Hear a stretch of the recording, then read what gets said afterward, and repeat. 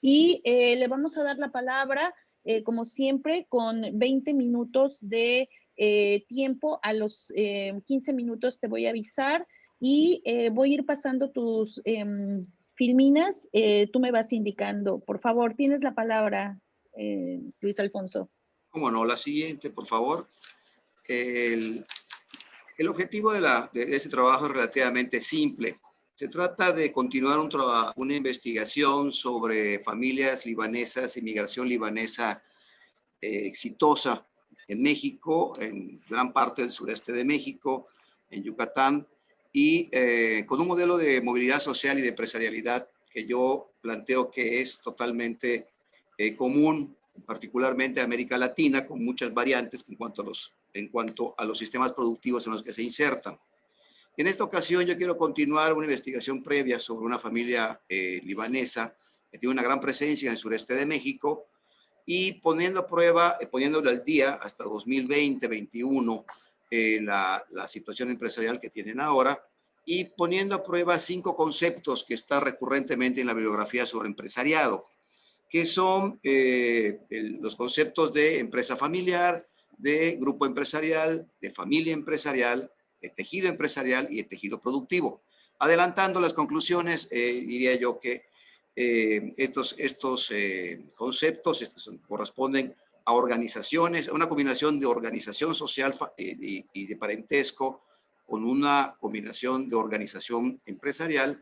No son formas evolutivas, sino que son formas superpuestas que se van alimentando unas a otras. No son sustitutivos, sino que son inclusivos, excepto el tejido productivo, que es cuando entramos a un nivel mucho más vinculado a el mercado y el Estado, donde se abandona la lógica empresarial. Pero el tejido empresarial, yo diría que estos modelos exitosos tienden necesariamente a ir generando uno con respecto al otro.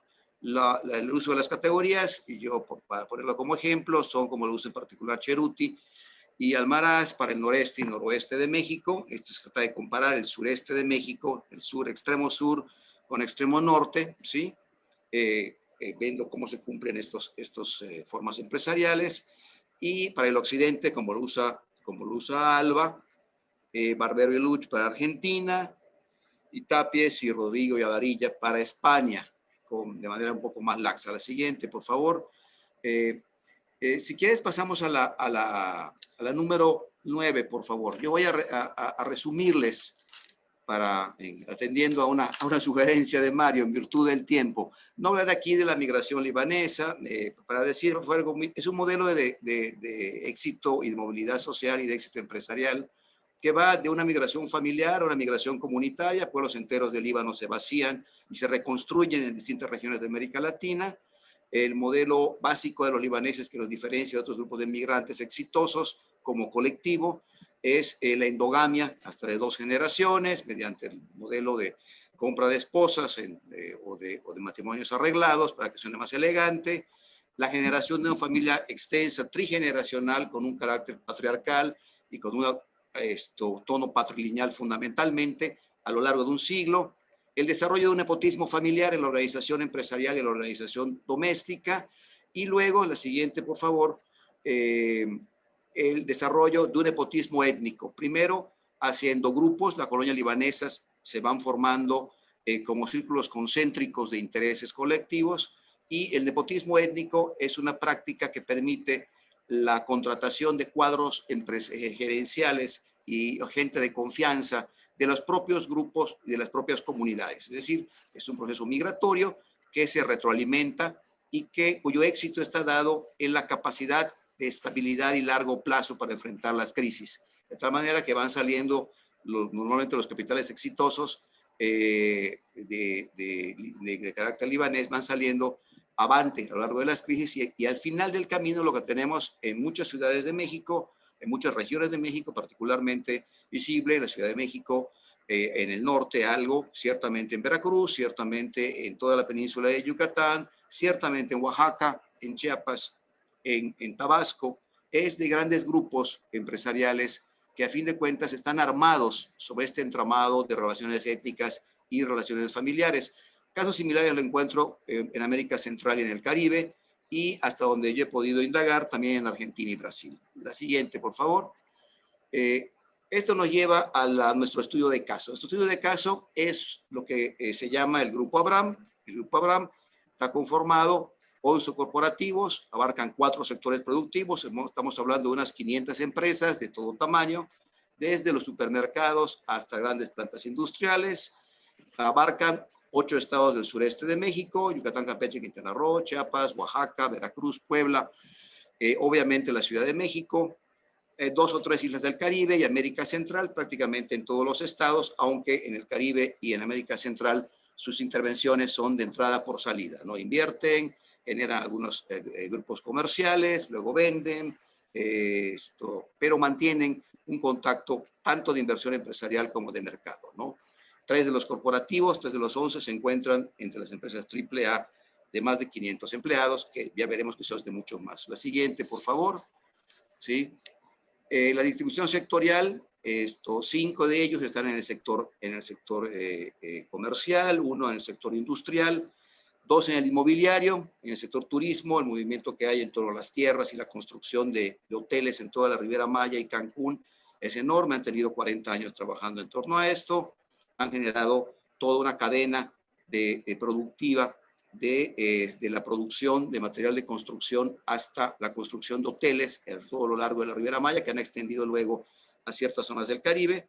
En el sector agroindustrial hay 3 grupos, obviamente es pollo de granja, huevo y cerdo en gran escala para exportación ahora a China. La siguiente, por favor. ¿Sí? Su importancia, la generación de empleos directos, es fluctuante a lo largo del año. Digamos que fluctúan entre 10 y 14 mil empleos directos, dependiendo en qué año los vaya uno analizando, entre 2010 y 2020. Y el cálculo de empleos indirectos es muy difícil, pero digamos que mínimo otro tanto, probablemente el doble. Entonces, digamos que su nivel de inversión y sus impactos económicos son bastante importantes en las áreas y los sectores económicos en los que ellos invierten y establecen sus empresas. La siguiente, por favor. ¿Sí? ¿Cómo están organizados? En corto, son 11 corporativos, agrupan 500 empresas de 4 sectores que no tienen absolutamente nada que ver entre sí, aparentemente, ¿no? Los 10 hijos son accionistas, son 2 hermanos fundadores, 10 hijos accionistas. La clave está en que no todos son accionistas en todo ni en las mismas proporciones. Sin embargo, se mantiene un control corporativo que apenas está sobreviviendo a la muerte de los 2 patriarcas fundadores y que ha generado una malla de intereses cruzados, de tal manera que no hay un solo accionista propietario, sino que todos tienen acciones minoritarias, todos tienen una voz en la decisión de la empresa, pero las decisiones finales las toman normalmente 2 de los hijos, todo en términos cruzados. La siguiente, por favor. ¿Sí? Las etapas son las clásicas. La primera etapa es la de, obviamente, la empresa familiar. La empresa familiar es un caso, digamos, una trayectoria clara, muy clara y casi clásica, digamos, ¿no? Esto es... La abuela migra del Líbano en situación de tremenda miseria, llega con un hijo de menor de edad, se le muere el hijo, vende telas y botones por las calles, trae a las 4 hijas casadas, se lleva consigo al nieto mayor y finalmente la primera etapa es una empresa familiar que comienza vendiendo en las calles como boneros, luego bajo un techo de lona en los mercados, ¿sí? Luego del techo de lona el nieto instala un puesto de madera en una banqueta y la etapa familiar termina pasando el cuerpo de la banqueta a una tienda formal y luego una gran tienda expendedora de tela y de productora de ropa. La siguiente, por favor. ¿Sí? La segunda etapa fue el grupo empresarial, del 68 al 90. La empresa familiar sienta la base administrativa, se establece un corporativo, se expande hacia nuevas ramas productivas y nuevos territorios. El ritmo de expansión es totalmente familiar. 3 hermanos se asocian, tienen 16 hijos varones entre ellos, y entre los 16 hijos se van, conforme va llegando a la edad adulta, se van tomando partes de la cadena productiva y se van extendiendo a todo lo largo del sureste. Aparece un grupo empresarial que crece vertiginosamente hasta el 90, abarca 4 sectores productivos y hasta el 90 un centenar de establecimientos. La siguiente, por favor. ¿Sí? Pasamos a la tercera etapa, que fueron, seguíamos teniendo pues empresas importantes y aparecen familias empresariales, ¿sí? Estas familias empresariales vienen de la década del 90 al 2010. ¿Qué es lo que sucede? Las 3 ramas familiares luego se quedan en 2 centralmente. Conforme cada hijo adulto va estableciendo su propia familia, se va estableciendo una división corporativa a lo largo de la cadena. Lo interesante en este caso es que no se pierde durante 75 años, no se pierde la decisión única sobre qué empresas abrir, qué cerrar, en qué ramas invertir, en dónde no invertir, cómo manejar también el capital político construido y sobre todo las redes empresariales construidas con los otros empresarios y capitales libaneses de América Central, del Caribe y del resto de México, que se quedan en manos exclusivamente de 2 personas, que son los 2 hermanos fundadores. Esta capacidad de control patriarcal por 3/4 de siglo le da una tremenda estabilidad a las decisiones gerenciales y, por supuesto, permite abrir y cerrar empresas y movilizar, aprovechando coyunturas, capital hacia ciertos sectores, de tal manera que aun cuando los socios o los hijos quisieran o no cerrar ciertas ramas, tienen que hacerlo y aceptar irse a otras para gerenciarlas y para invertir el capital obtenido. De esta manera, digamos, la flexibilidad del Grupo Abraham es tan grande que le permite capear las crisis, las peores crisis, las de los 80, la del 95 y la del 2009-2010, con mucho éxito y luego avanzar sobre los propios sectores de mercado. Entonces tenemos un crecimiento horizontal, un crecimiento vertical y una capacidad de retroerse cuando vienen las crisis y luego de crecer y avanzar sobre sectores de mercado abandonados por otras empresas en quiebra, ¿no? Y finalmente, en el 2010 asistimos a la muerte del último patriarca, de Aziz Abraham, ¿sí? Y del 2010 al 21, ¿qué es lo que observamos? Observamos cómo aparece un tejido empresarial, ¿no?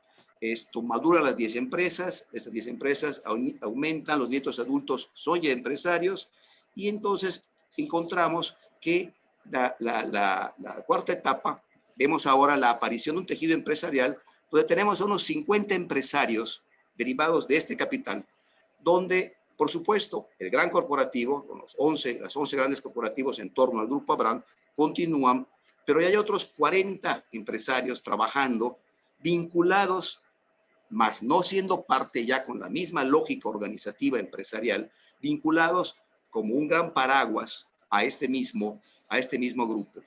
En la actualidad han tenido una tremenda capacidad para resistir la crisis de la contracción de los mercados provocada por el COVID, precisamente porque el paraguas del grupo permitió que muchos de ellos, de los pequeños que normalmente hubieran quebrado, los estoy viendo ahora, resistir con mucha entereza la crisis y seguramente cuando pase la crisis económica del COVID, este tejido empresarial se va a expandir aún más sobre los 8 estados, sobre los mercados del Caribe y de América Central, como han estado haciendo, ¿no?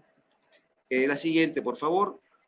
¿Qué es lo que tenemos al final del camino? Que el tejido empresarial funciona como un ecosistema, ¿sí?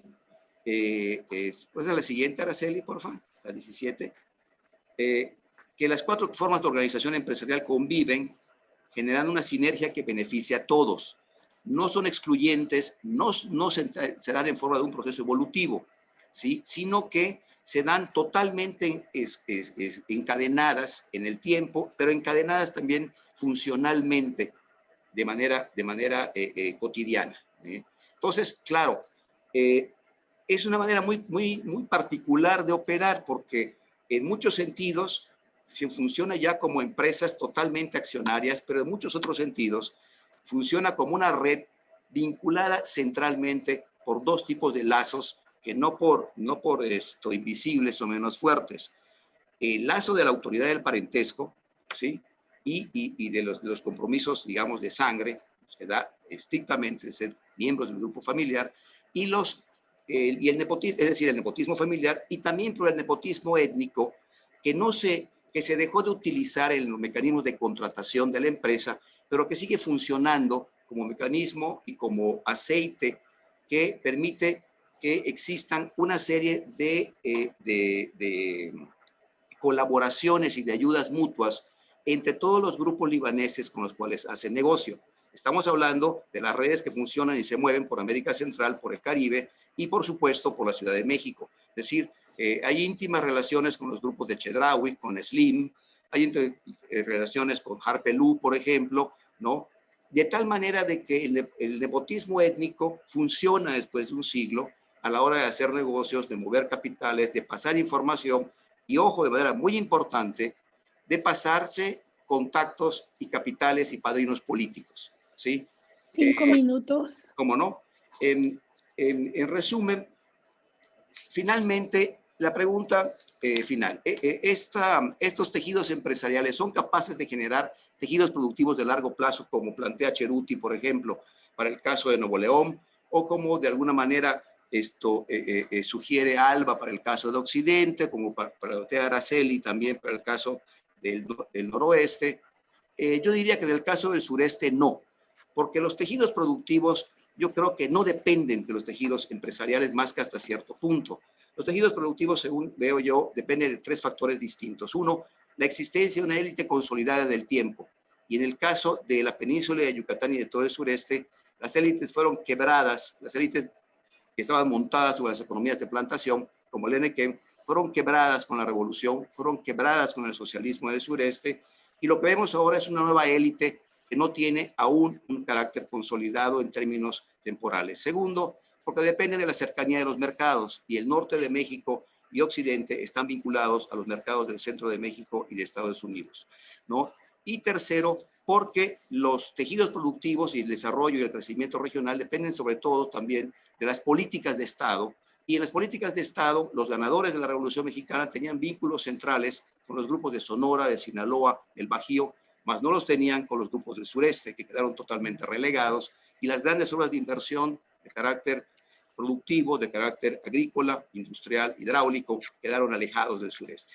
Sin esos tres componentes, aun cuando tengamos empresarios y organizaciones empresariales que formen tejidos empresariales importantes, que lleguen hasta ese nivel de crecimiento, no tendrán impactos sobre el desarrollo regional bajo la forma de tejidos productivos como en otras regiones de México. Hasta allí dejo yo la presentación. Pues muchas gracias. Muchísimas gracias, Luis Alfonso Ramírez. Sin duda, con estas últimas reflexiones vas a abrir un buen debate con la presentación que nos hará ahora Mario Cerutti, y que está centrada en otro grupo, en un grupo del norte, que es el grupo La Moza. Si vas preparando tu compartido de pantalla, por favor, Mario. Sin duda creo que se van a abrir, insisto, un debate interesante por lo que viene a continuación en relación a tejidos productivos y tejidos empresariales. Adelante, Mario, por favor, te aviso cuando falten 5 minutos para que concluyas. Tengo bloqueado el micrófono. ¿Me escuchan? No, te escuchamos. No, te escuchamos. Ah, bueno, yo veo acá un bloqueo interno. No, pero se te escucha bien. Queremos oírte. Puedes poner la presentación en completo. Sí, ahí va. Ahí va entonces. Bueno, alguna cosa de esta presentación se va a ligar a lo que dice Luis. ¿Hay algún temilla ahí que se puede controvertir? Si lo sacamos de México y si nos vamos a otras latitudes, pero lo dejamos para el comentario. Lo que yo voy a exponer acá es una especie de triple biografía. Tiene mucho que ver con lo que ha señalado Luis, ¿no? Una triple biografía. La de una ciudad y su entorno binacional. Remarco lo de binacional porque es significativo. A partir de mediados del siglo XIX, lo de una empresa que se convierte en empresa secular y que nacida en 1890 está funcionando, y también la trayectoria parental, es decir, de las familias que se fueron integrando a este proceso. Finalmente, es para preguntarnos si los que dirigen actualmente esa empresa continúan integrando el grupo familiar y pueden considerarse una familia empresarial. Veamos esta ciudad, ¿dónde está? Bueno, a diferencia del sureste, que está en el otro extremo, la ciudad de Monterrey está a 200 kilómetros de Texas, lo cual puede ser un problema, pero también puede ser una fuente de oportunidades por el gran desarrollo que tuvo este estado. En cambio, está a 900 kilómetros de la Ciudad de México. Y esas diferencias de localización son fundamentales y creo que han actuado en el caso del noreste que ha mencionado recién. Primer punto, la biografía de la ciudad y su localización, ¿verdad? Segundo punto, la propia empresa, que fue una empresa fundada por estadounidenses. Eso de que hay peculiaridades y curiosidades en el mundo empresarial también habría que revisarlo, porque son tantas las curiosidades que nos vamos a quedar sin modelos, Daniel y Carlos Marichal. Bueno, acá esta empresa la forman capitales estadounidenses como Monterrey Brick en 1890, ¿verdad? Y se va a convertir en lo que hoy se llama el Grupo La Moza bajo otra conducción. En esos tiempos, la empresa estaba en las afueras de la ciudad, ¿verdad? Y hoy el área metropolitana ya absorbió todo eso, tiene 4,5 millones de habitantes, el área metropolitana de Monterrey, y esto ya no existe más, ha sido totalmente desplazado por muchos mecanismos, como siempre hay un gran centro comercial, etcétera, etcétera. ¿Qué es hoy La Moza? Rápidamente para saltar. Bueno, una empresa ya con múltiples subsidiarias, tanto dentro de México como desde hace unos 10 o 15 años, dando el salto hacia Latinoamérica, como ha indicado Jorge Basabe, que es correcto, pero siempre hay una experiencia previa en Estados Unidos, siempre, de algún tipo. Son múltiples las formas de experimentar Estados Unidos y eso le da a estos empresarios que van apareciendo, a estas generaciones, un cierto elemento agregado que los define en su comportamiento. Esta es la geografía de La Moza hoy, sin contar alguna relación con Estados Unidos. Está extendida sobre buena parte del occidente de la América Latina.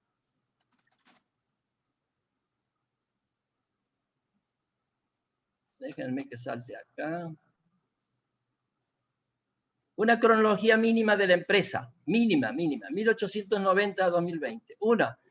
Es una ladrillera en la cual invierten estadounidenses. Uno de ellos muy famoso, que se quedó mucho tiempo acá en Monterrey, en el norte de México, y que ya desde 1892 abastece buena parte de la región noreste, de la región noreste mexicana, pero también empieza a exportar. O sea, la experiencia exportadora muchas veces viene desde los inicios. No hay que esperar el Tratado de Libre Comercio como a veces pensamos, ¿verdad? Exportan, por supuesto que a Texas y a Estados Unidos, a Cuba y a otros lugares. Bueno, viene la revolución. Eso trae una multitud de problemas, más graves de los que a veces se han dicho. Y hacia los años 20 es adquirida por familias locales. Una de ellas, muy importante, la familia Zambrano, finalmente se deshace de ella. ¿Qué pasa en 1929? Hay una alianza de dos personas cuya característica es que han egresado en el Instituto Tecnológico de Massachusetts y forman parte de esas generaciones que desde 1900 en adelante se van a Estados Unidos a formarse, dejando atrás en gran medida el mundo de lo empírico, ¿verdad? Ambos son ingenieros, ambos son amigos, hay cierta relación amplia en términos parentales, pero el que va a encabezar desde 1929, 1930, el desarrollo de lo que se llama ahora Ladrillera de Monterrey, es este señor que está a la derecha, Bernardo Elosúa Farías. A partir de ahí empieza un poco la historia de esta familia.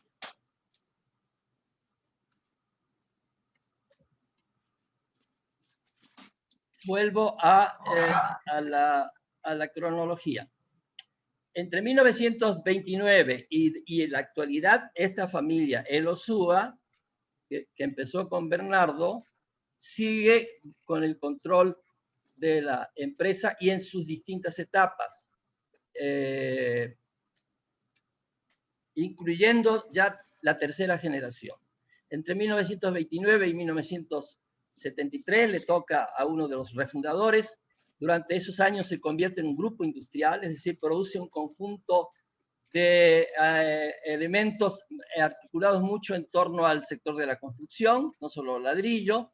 En 1973 aparece la primera sucesión, Bernardo Elosúa Muguerza, que va a estar hasta 1992.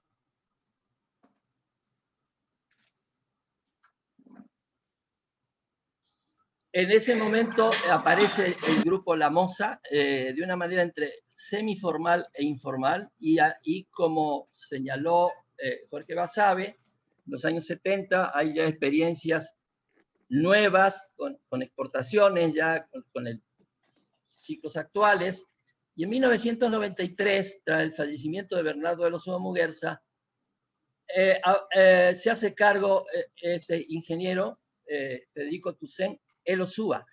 El apellido Elosúa se va a esconder detrás de Toussaint, pero como sabemos, cuando seguimos los dos apellidos, la generación de la familia y su sucesión se puede señalar. ¿Qué es lo que va a hacer este último presidente y director de la empresa, que todavía la tiene a cargo? Bueno, claramente va a decir, tenemos que cambiar, México está abriéndose, tenemos que especializarnos dentro de la especialidad del sector de la construcción, una mayor especialización, y hay que meterse en el mundo global. Textual, dicho en 1994, a un año de egresar. Y entonces va a aparecer esto, ¿no? En el 2020, el Grupo La Moza es una empresa súper especializada en la producción de pisos y revestimientos, con el cual tiene que enfrentar competencias rudas con países como Italia y como España, y sin embargo se ha ido ubicando como una de las 3 o 4 principales empresas a nivel internacional, a nivel mundial, de este sector. Y eso es acompañado por la internacionalización. Entonces, la ubicación de la ciudad, la historia de la empresa, y ahora lo que faltaría ver acá, ¿qué es esto de la trayectoria parental? ¿De dónde salen estos dos socios egresados en Massachusetts cuando compran la empresa? Bueno, ya uno cuando se va hacia atrás, es que tienen muchas cosas preparadas para tener relativamente éxito, al margen de la localización, que es importante, y al margen de los mercados que son importantes, que son en el entorno en que nacen. Hacia 1900 la ciudad de Monterrey tiene una dinámica bastante notable, pero además ellos tienen una historia hacia atrás de grandes familias empresariales. Acá le menciono la más importante, la que viene del abuelo del presidente Madero, Evaristo Madero, que se casa 2 veces, ¿verdad? Por un lado, se casa para llegar al nieto Viviano L. Villarreal, que es uno de los egresados del Massachusetts Institute, y por otro lado, por la vía Farías, se llega a Bernardo Elosúa Farías. O sea, nacen en un contexto económico de dinámicas importantes, pero que además está muy acompañado por la posibilidad de insertarse en eso que hemos llamado familias empresariales. Y acá ya me estoy conectando con Luisito y sus libaneses. Bernardo Elosúa Farías se va a casar con una hija de un importantísimo empresario de la época, de apellido Muguerza, ¿verdad? Que evidentemente, junto a las capacidades que trae este joven ingeniero, bueno, le brinda un contexto sumamente favorable. Acá hay 5 inversiones del suegro de Bernardo Elosúa Farías entre 1899 y 1901, con una característica que ya se ha hablado, ¿no? Diversificación, bancos, industrias, hasta una ladrillera también tiene este señor, que acompaña a su, va a acompañar desde 1929 o de 1927-28 a su nieto. Fíjense ustedes, a su yerno. Fíjense ustedes en este cuadro de 1932, cuando este señor José A. Muguerza funda un hospital que todavía está funcionando. Si uno ve la lista de accionistas y observa con quién se han casado las hijas de este señor, todas o casi todas están casadas con empresarios o con gente muy distinguida de la sociedad local. Entre ellas, Esperanza Muguerza, que es la esposa de Bernardo Elosúa. ¿Qué va a pasar con Bernardo Elosúa Farías? Que está en la fábrica de ladrillos, que la está tratando de sacar adelante en medio de una gran crisis, que no siempre fueron graves en todas partes, y lo que va a suceder es lo típico. Se vincula a un conjunto de sociedades anónimas, donde muchas veces está el apellido Muguerza, pero en las que están también otros apellidos fundamentales. Todos estos socios que están a la derecha son de apellidos distinguidos o de gente distinguida en el plano sociopolítico o de otra naturaleza. Es decir, la otra parte de la biografía, la de las familias, junto a la biografía de la ciudad, a la biografía de la empresa, la biografía de las familias. Entonces, esto expresa, más otras que les hemos omitido por espacio, se está vinculando el dueño de la empresa ladrillera que estamos estudiando. Bueno, esto ya nos lleva a cosas que hemos dicho otras veces, ¿no? Hemos señalado otras veces. Preguntamos si los Elosúa se van a conformar como una familia empresarial. Y esto ya lo hemos comentado, lo reitero, porque se aplica al caso, lo cual no quiere decir que en todas partes suceda lo mismo. Y ya en la discusión que podamos tener con Luis va a haber un par de cosas a destacar. ¿Qué es una familia empresarial? ¿Verdad? Tiene que ver con matrimonios, con apellidos cruzados, con relevos intergeneracionales y con perdurabilidad. No es una familia. Es una familia que es capaz de conectarse con 40 o 50 o 60 o 70 familias más. No estoy seguro que los libaneses estaban en lo mismo y si estaban encerrados en el asunto étnico. Pero es cierto lo que dice Luis, que el sureste no daba para mucho más. Entonces, esto sería la definición de una familia empresarial. Tienen un negocio central, tienen negocios conexos, negocios particulares. Por otro lado hay matrimonios, apellidos cruzados, redes familiares, etcétera, etcétera. Y todo eso asegura la perdurabilidad familiar. Uno, el problema que plantea Luis es si va a asegurar la perdurabilidad del tejido productivo, que sería otra cuestión. Pero mientras tanto, la perdurabilidad de las familias en el mundo de los negocios está asegurado. 5 minutos. ¿Y qué sería? 5 minutos. ¿Y qué sería el tejido empresarial? Pues esto se construye en décadas. Y se construye donde hay muchas familias enredadas en el mundo de los negocios. Por eso es que no necesariamente puede aparecer en cualquier lugar. Claro que nosotros también lo hemos encontrado en zonas agrícolas. No es un problema de Monterrey. Toma Monterrey porque hace a la ponencia, pero ya lo hemos comentado en otros momentos con las familias que trabajan en el mundo agrícola. Todo este mundo, y esto se puede triplicar, empieza a formar eso que sería el tejido empresarial. Pero se forma también sobre el propio tejido productivo, porque si no, no puede estar en el aire todo esto, está sobre una base estructural. ¿Se puede mantener el tejido productivo? Si lo has creado, sí. Si no lo has creado, por supuesto que no lo puedes mantener. Habría que verlo en ese sentido.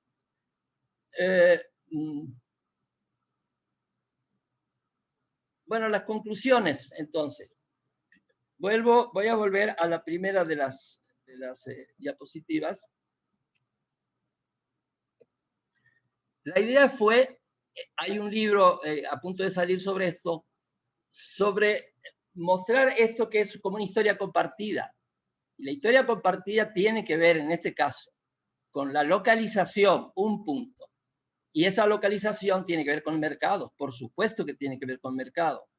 Segundo, la otra biografía es la de la propia empresa, que la hemos seguido desde 1890 hasta el 2020, y especialmente la hemos seguido desde cuando pasa a manos de estos dos ingenieros egresados del Instituto Tecnológico de Massachusetts, que indicaban también que eran parte de las élites, porque si no lo fueran, no podrían haber ido a estudiar ahí.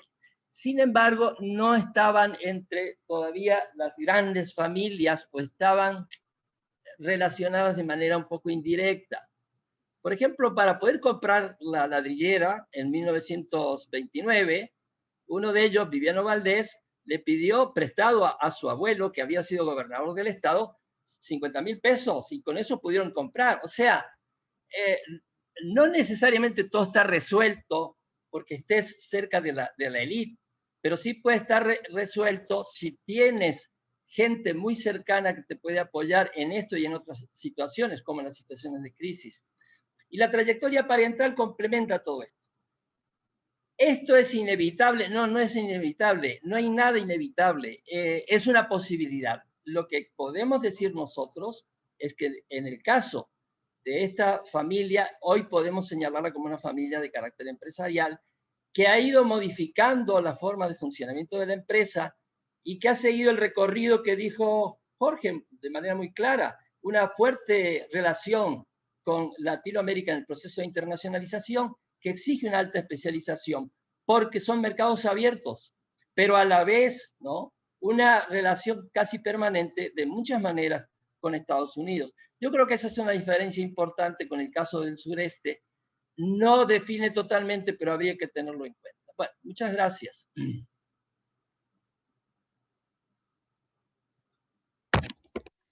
Gracias, Mario, por atenerte al tiempo y creo que podemos tener una rica discusión. Yo me voy a concretar a dar algunos comentarios a tu presentación y tú a su vez harás lo propio con el caso de Luis Alfonso Ramírez.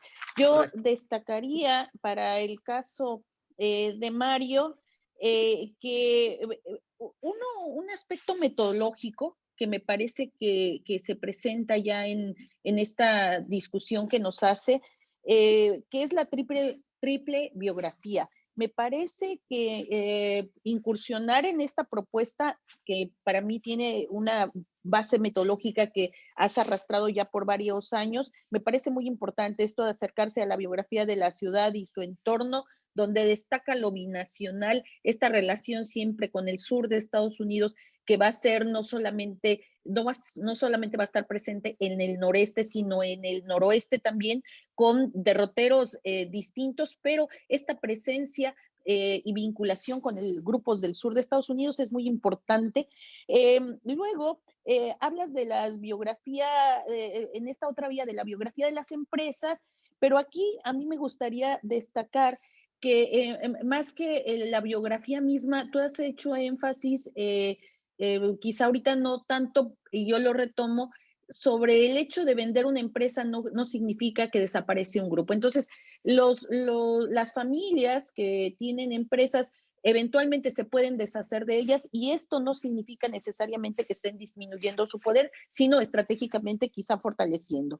Y un tercer punto, que es el de la familia, y que es un tema que a mí siempre me ha parecido fascinante, me gusta muchísimo, pero ya vista como biografía, empezamos a dar cuenta de los sujetos en las distintas generaciones. Y aquí destaco la parte de la formación, en la formación en el MIT y esta forma de transferencia de conocimiento para darle sostenibilidad a esta visión de largo plazo de las distintas generaciones. Serían esos tres aspectos que yo rescataría y que incluso se pueden contrastar con esta lejanía del centro del poder político, pero que a su vez les fortalece por todos estos aspectos mencionados por Mario. Mario, te doy la palabra para que comentes sobre la presentación de Luis y tenemos por allá algunos comentarios que los daré ahorita y por si tienen alguno más, nos los hagan precisar por el chat o levantar la mano.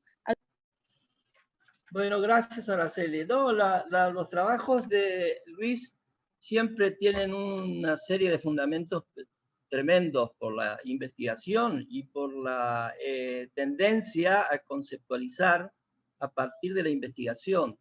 De manera que la discusión no está planteada ni siquiera conceptualmente, pero sí se pueden hacer algunas acotaciones. De todos modos, el primer punto a señalar, siguiendo un poco la otra presentación, la mía, está en la otra punta de lo que es México. O sea, cercana de Centroamérica, cercana del Caribe, que evidentemente no es lo mismo que estar pegado a Estados Unidos. Estados Unidos no es solo una economía importante, es la más grande economía que el capitalismo ha generado en toda su historia. Entonces no puede ser lo mismo estar en el sureste, a menos que te conectes, como hicieron los productores de Enequén en Yucatán desde 1870, que eran sumamente hábiles, con el mercado de los Estados Unidos. O sea, los enequeneros se ligaron por mar, no por ferrocarril, con los procesos de la agriculturización en Estados Unidos, se convirtieron en unos potentados que efectivamente deben haber sido muy quebrados por la revolución, aunque eso también deja dudas, porque por acá, por el norte, pues muchos que estuvieron en los tiempos previos a la revolución siguieron funcionando, ¿no?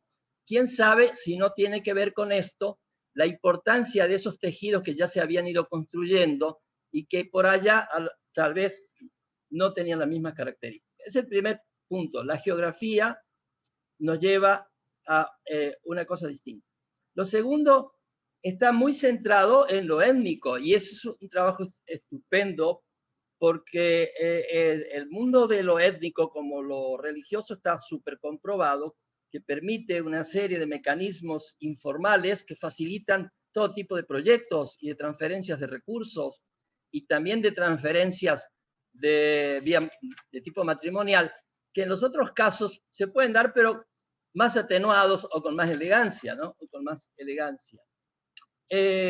Ahora, lo que a mí me veo es que lo étnico tiene ciertos límites.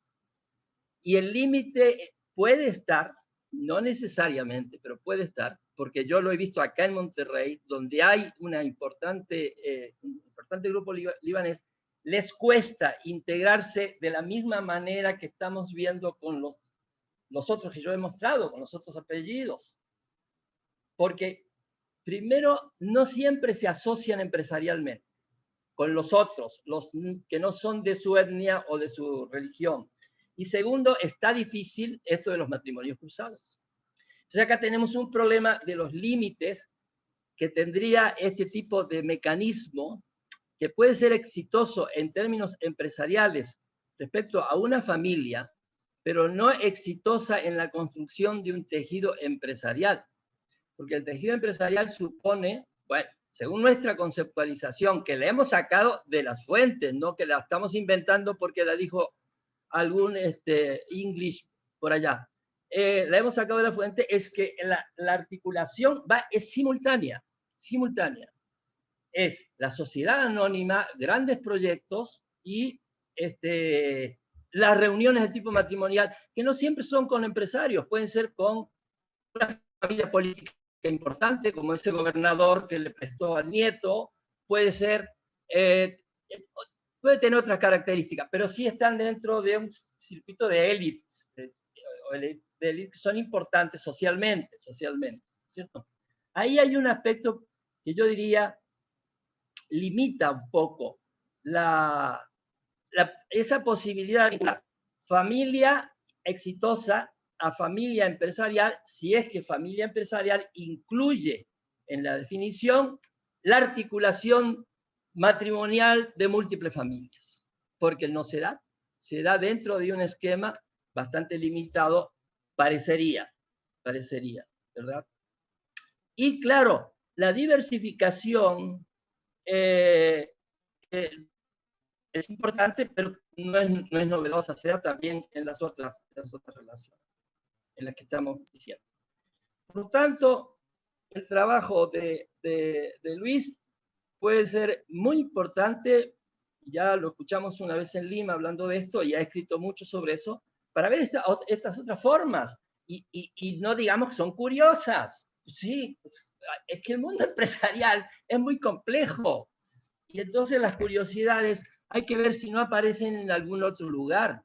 Por ejemplo, yo no he comparado lo que pasa en el norte de México con el sur de México. Lo he comparado con el norte de Italia, con el norte de España, y ahí es donde puedo encontrar proximidades que me hacen decir que una relación con una economía, con economías que están en plena revolución industrial y de grandes revoluciones tecnológicas, tienen impacto sobre quienes están cerca de esa dinámica. ¿Qué es lo que ha pasado tampoco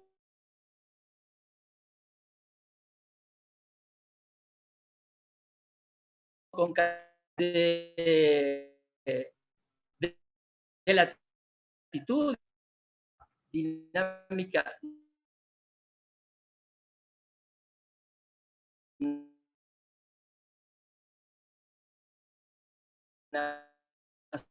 nacional y siempre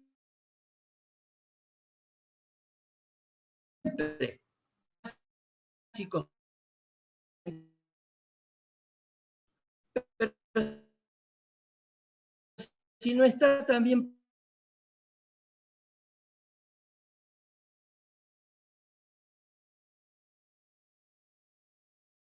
ya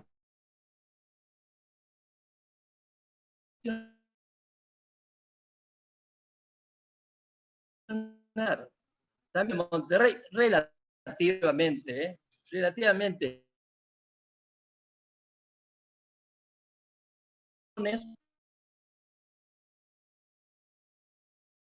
pudieron aprovechar todos los beneficios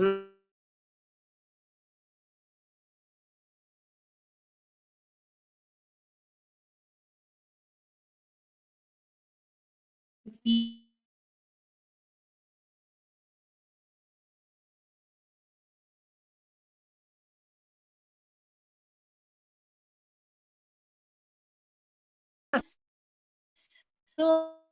relacional oculta conflictos intracompetencia, fortalecen el tejido relacional.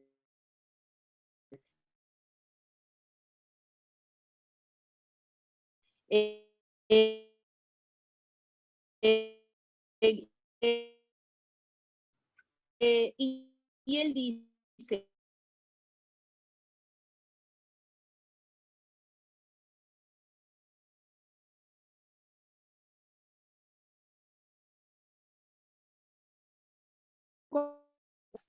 finalmente, Cristian Bell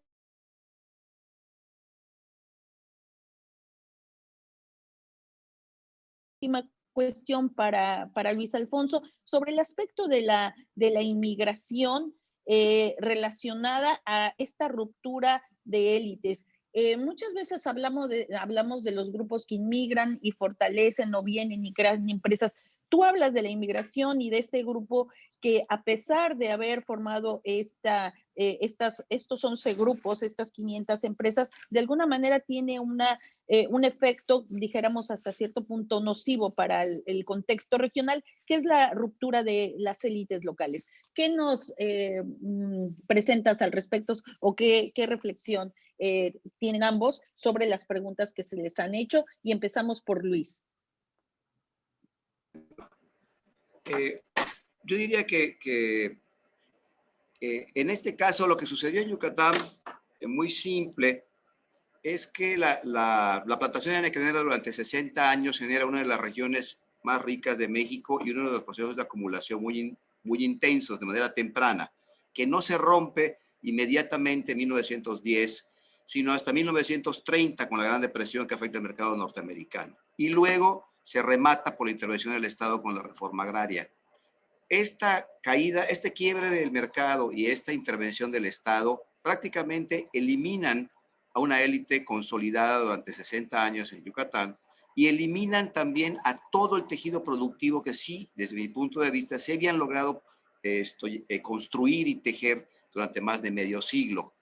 La quiebran y la eliminan y Yucatán, como todo el sureste, se desplaza a 50 años, medio siglo de depresión económica. No participa en el milagro mexicano, en la sustitución de importaciones, son grupos políticos perdedores dentro de la gran familia revolucionaria, no hay grandes inversiones ni grandes decisiones políticas que hubo por otras partes, como Sonora, como Sinaloa, como Aguascalientes, en la industrialización, como parte del Bajío, ¿sí?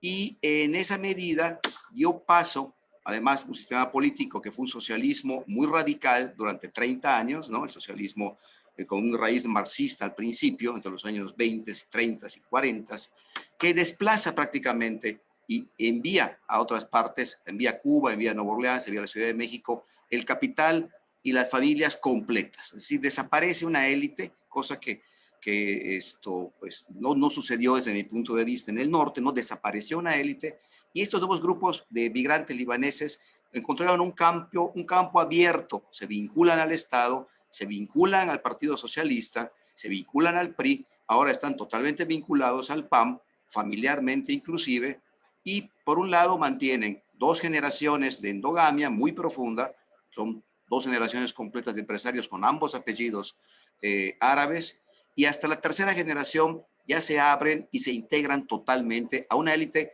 que lo importante aquí es que no es una élite yucateca, es en principio una élite peninsular, es decir, se participa el área de trabajo, el área de operación y el área en que se puede expandir el tejido familiar, ¿no? Las familias empresariales, tiene que ser necesariamente la península de Yucatán en conjunto, el turismo de Quintana Roo y, por supuesto, el negocio internacional con América Central y con el Caribe, en mercados, por supuesto, de muy baja intensidad, como bien ha señalado Mario, y que finalmente no logran, desde mi punto de vista, repetir lo que hicieron los plantadores enequeneros, porque no logran aún establecerse como una élite consolidada, porque los mercados actuales del sureste no son el equivalente a los mercados enequeneros y de fibras duras de la expansión norteamericana, porque no logran vincularse a los mercados de Estados Unidos más que en muy pequeña medida, cuestiones inmobiliarias, construcción en Miami, Florida, Nueva Orleans, pero no participan de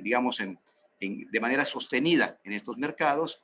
Y entonces lo que logran es una expansión horizontal, yo diría que sí existe un tejido empresarial ya en esta tercera generación, es lo que yo observo en esta década, ¿no? De los 11, de los 16 hijos, tenemos ahora 50 empresarios nuevos, todos encadenados.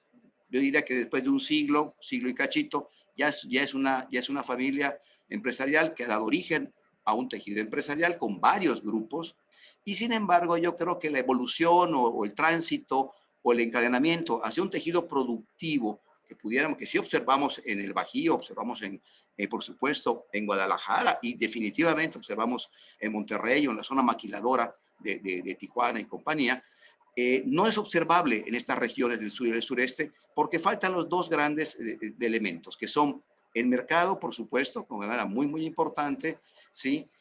Un gozne empresarial que privilegie la inversión empresarial que nunca se ha dado en estas regiones, ¿no? Menos ahora con el Tren Maya, que va en sentido opuesto, y de manera muy importante, la que se rompió una élite consolidada, pero no se pudo construir una nueva élite, ¿sí? Consolidada. O sea, una nueva élite hay, por supuesto, vínculos políticos hay, pero una élite consolidada como tal, yo diría que no existe, no se ha podido construir, y tenemos grupos empresariales y un tejido empresarial que aún está flojo.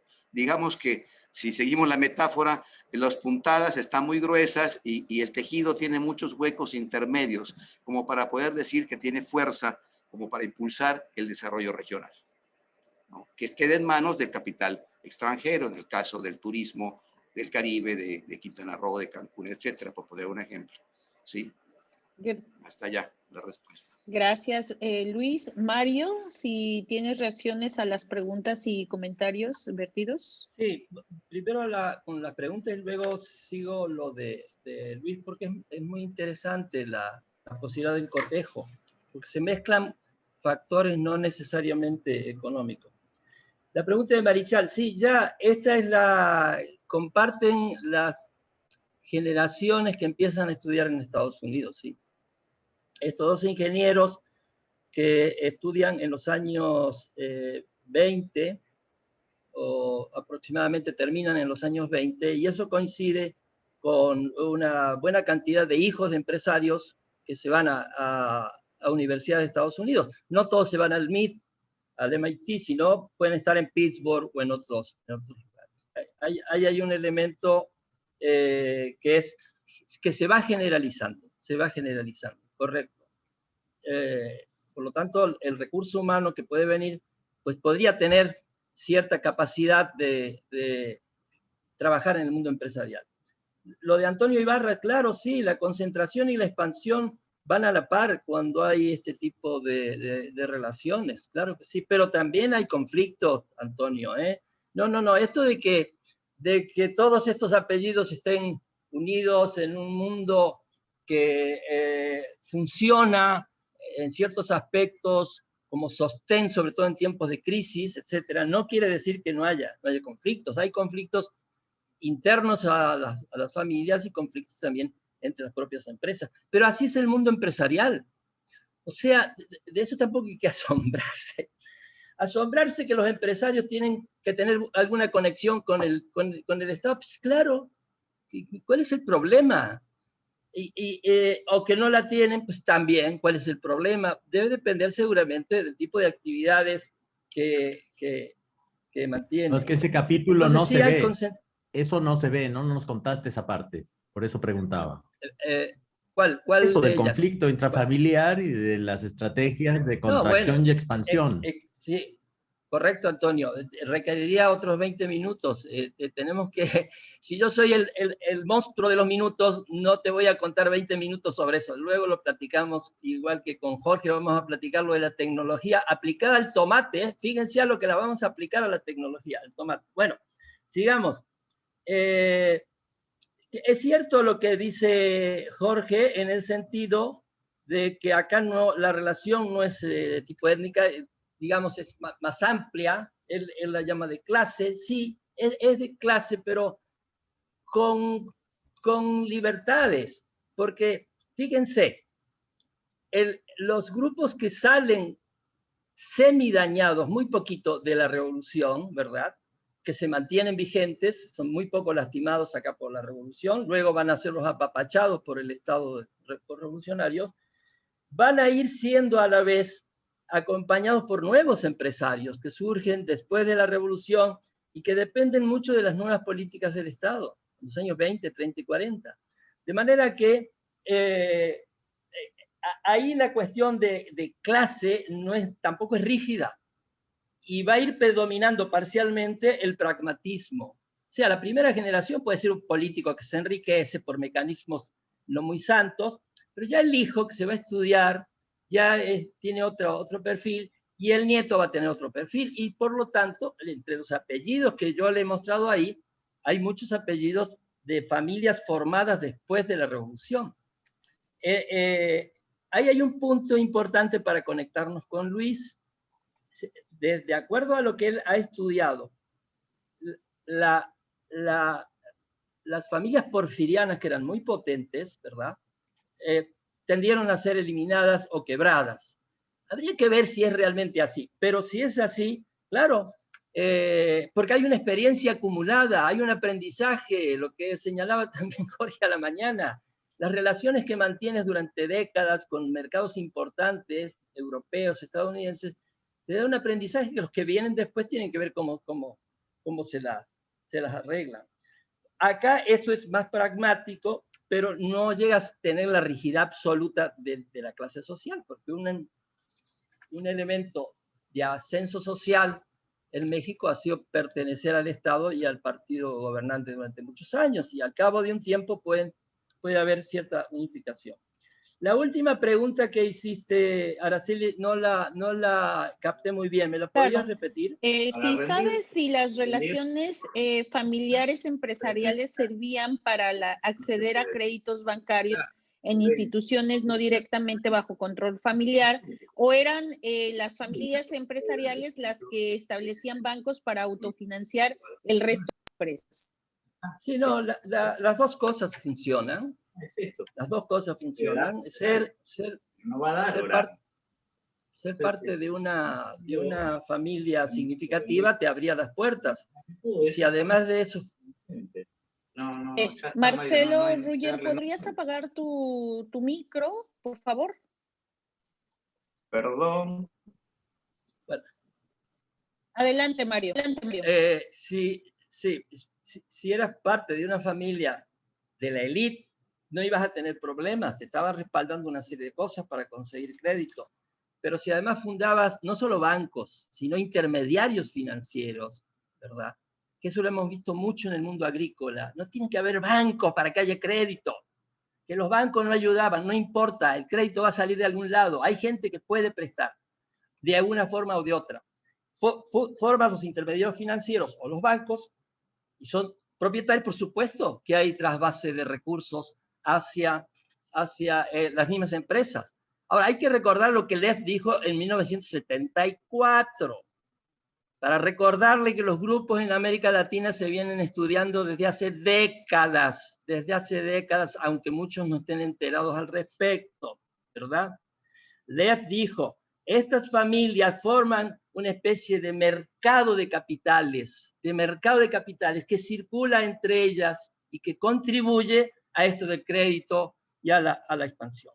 Es evidente que en el caso que cita Luis, esas familias no perduraron, las originales, y las que vinieron estaban en otra onda. Pero eso no le quita que no hayan sido exitosos en términos empresariales. Desde su punto de vista han sido exitosos. Lo que puede suceder es que no tenga el mismo impacto sobre el territorio que están poblando. Y el Estado no lo puede arreglar si no hay actores concretos. Porque hay casos en el norte de México donde también fueron muy golpeadas las familias, ¿verdad? Pero ya habían ido generando sobre la marcha alternativas que, aunque entrara en crisis el tejido productivo, había una trayectoria posterior que todavía está funcionando. En fin, adelante. No sé si Jorge Basabe quisiera hacer algún comentario adicional sobre lo ya respondido por nuestros colegas, y tenemos espacio quizá para un par de preguntas más antes de irnos al espacio o receso para la comida. Yo tengo una observación, Araceli. Sí, vamos con Jorge Basabe y luego con Juan José Gracida. No, ningún comentario, solo apuntar que efectivamente lo que dice Mario es muy cierto. En las regiones agrícolas, y bueno, no necesitaban los bancos, un tiempo fueron los comerciantes. Era tal el fluido de dinero, de recursos, que los comerciantes se convertían en prestamistas, prestaban mucho dinero y sobre todo en ciertos sectores sociales circulaba entre los que se tenían confianza. Eran muchos préstamos a la confianza y entonces no eran necesarios los bancos en el sentido moderno. Totalmente de acuerdo. Gracias, Jorge. Adelante, Juan José. Sí, yo nomás quería hacerle la observación a Luis Ramírez, de que pues realmente se sabe que lo que vino a acabar con la producción del Enequén fue la aparición de las fibras sintéticas, ¿no? Y entonces esto acabó con este mercado, ¿no? Bueno, tenemos unos minutitos para el cierre de ambos. Empezamos con Luis y cerramos con Mario Ceruti esta primera parte de lo que resta de las mesas de trabajo, de las discusiones de trabajo. Adelante, Luis. Tu micro está apagado. Tiene mucha razón, Juan José. Sin embargo, cuando el imperio de las fibras sintéticas llegó, acabó con el Enequén. Ya no hubo opción ni alternativa a la agroindustria. Pero cuando llegó el imperio de las fibras duras, la élite enequenera ya estaba liquidada. Y la liquidó económicamente la década de la Gran Depresión, el desplome del mercado norteamericano del 29, el 30 hasta el 40 prácticamente, 37, 38, 40. Y luego la reforma agraria cardenista, de toda la zona henequenera. Entonces, el golpe político y el golpe económico juntos lo que hicieron fue eliminar a la élite henequenera. Ahora, la eliminación de la élite no significa la aniquilación física, significa que estas familias trasladaron sus capitales a Cuba, donde desarrollaron una economía de plantación muy exitosa hasta que las fibras sintéticas la eliminaron, y que se trasladaron a Nueva Orleans, donde establecieron compañías navieras, a la Ciudad de México, donde pusieron cadenas comerciales, plantas químicas, ¿no? Entonces, en realidad, lo que hubo una diáspora de la élite y del expertise empresarial, que se llevaron no solo el capital, se llevaron el conocimiento y las redes internacionales de sus mercados. De tal manera de que si luego, cuando viene la recuperación del Enequem, ya no hay empresarios en la península de Yucatán capaces de hacerlo, hay 280 ejidos colectivos, 200,000 campesinos y el Estado administrándolos, y luego no tienen la estrategia para hacerlo como lo tuvieron los empresarios posteriormente en La Laguna, que es un ejemplo similar, pero con un final feliz y no con un final infeliz, como en el caso del sureste, ¿verdad? Y luego, claro, el mercado y la tecnología obraron en su contra, porque las fibras sintéticas pues acabaron con el mercado internacional de fibras duras.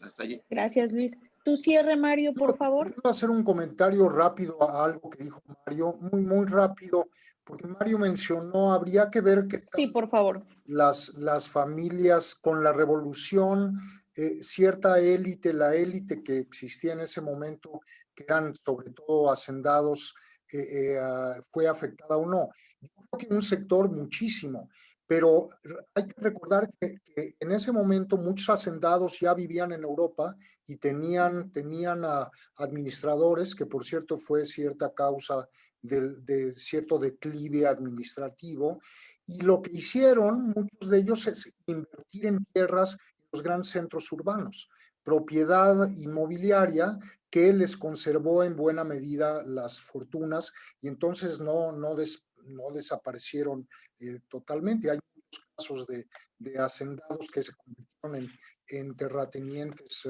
urbanos, ¿no? Adelante, Mario, con tu cierre. Y no mucho más. A mí me parece que, de nuevo, hay ejemplos para todo, ¿no? Hay áreas en el noroeste y también en el centro norte de México que fueron muy golpeadas por la revolución, y el comportamiento no fue necesariamente perderse, sino adaptarse, que es otra habilidad que deben tener los empresarios. Si no te adaptas, imagínense ustedes, ¿no? Si cuando está lloviendo quieres salir sin paraguas, bueno, es tu problema, pero si está lloviendo... Entonces hubo una gran capacidad de adaptación. Y esa capacidad de adaptación yo creo que tenía que ver, de nuevo, con experiencias previas. Entonces hay zonas atacadas por la reforma agraria, donde, el caso de Sinaloa es bien claro, donde los grandes terratenientes dicen, bueno, en vez de pelearme, voy a cumplir una de las cláusulas de la reforma agraria, voy a fraccionar mi tierra, la vendo de 50 a 100 hectáreas y listo, estoy en la onda de la reforma, y además vendo muchísima tierra que estaba valorizándose porque ya habían salido los planes de construcción de grandes obras hidráulicas. Entonces, esos mecanismos también lo vemos cuando se cae la producción de algodón en una de las regiones centrales, que podría compararse un poco a lo del Enequem. Hay todo un giro. Lo que nosotros tratamos de mostrar que ese giro es una experiencia histórica. No la inventa el Estado. No la puede inventar de un día para otro. Hay una experiencia histórica que tiene que ver con muchos mecanismos, y que en una situación crítica, antes situaciones críticas, les da cierta capacidad a algunos de moverse, digamos, en el sentido que llamaríamos correcto. Por eso es muy importante lo del aprendizaje, no solamente en cuestiones tecnológicas, sino en relaciones, en construcciones de otro tipo, etcétera, etcétera. Ahí hay algunas diferencias entre lo que puede haber pasado en el sur, evidentemente que es distinto, con lo que puede haber pasado no siempre en el caso del norte, porque también tenemos ejemplos opuestos, ¿no? O sea, nada es inevitable. No estamos construyendo ni teorías ni catecismos. Por eso de que lo curioso, tengan cuidado, porque a lo mejor hay 20 casos como el de la familia inglesa esta que estaba en Tucumán, nada más que no nos hemos enterado, pero ya nos vamos a enterar. Muchas gracias, muchas gracias. Pues gracias, Mario, gracias, Luis Alfonso, y gracias a quienes nos han acompañado toda la mañana. Los esperamos después de un pequeño refrigerio que espero que se tomen para discutir casos de empresas y sectores emblemáticos como es Camexa o Mexichen Orbia, que voy a exponer yo, pero Marcelo Ruller va a exponer sobre casos emblemáticos del sector industrial argentino.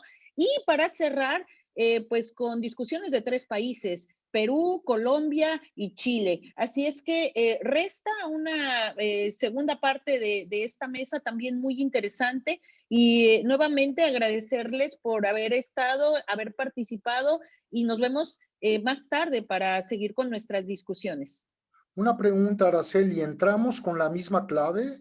Entramos con la misma clave, exactamente, Jorge. la misma dirección y la misma clave. Okay. Todo es igual, nosotros no cambiamos, vamos a permanecer igual y espero que tengamos un buen cierre con ya reflexiones sobre lo familiar, lo productivo sectorial, lo regional. Gracias y buenas tardes, nos vemos en un ratito más. ¿A qué hora se vuelve, Araceli? Es a las 3 de la tarde. Hora de la Ciudad de México. Sí, a las 3 de la tarde, hora del centro de México, sí. Perfecto. Una del Pacífico. Tienen tiempo para ir al baño. Una del Pacífico, los que estamos acá, Pacífico Norte, y bueno, por allá en España, a Javi y a su colega a Javier lo vamos les va a dar la tarde. Javier lo vamos a perder, pero ya es medianoche.